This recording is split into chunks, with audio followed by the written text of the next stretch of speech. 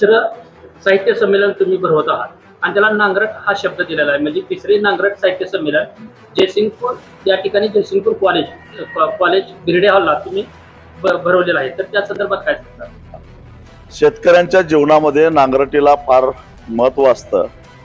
रब्बीचं पीक निघाल्यानंतर शेतामध्ये तण असतो, काडी कचरा असतो आणि या सगळ्या तणाचा बंदोबस्त करण्यासाठी शेतातला काडी कचरा, नको असलेल्या वनस्पती ज्याला पालवी म्हणतात ते काढण्यासाठी म्हणून कधी 8 बैली नांगरानं, कधी 4 बैली नांगरानं संपूर्ण शेत नांगरायचं असतं, जेणेकरून पूर्णपणे नांगरट केल्यानंतर मृगाच्या आगमनानंतर पुन्हा एकदा नव्यानं पेरणी करून नवं पीक नव्या जोमानं घ्यायचं असतं. ही कृषी संस्कृती आहे.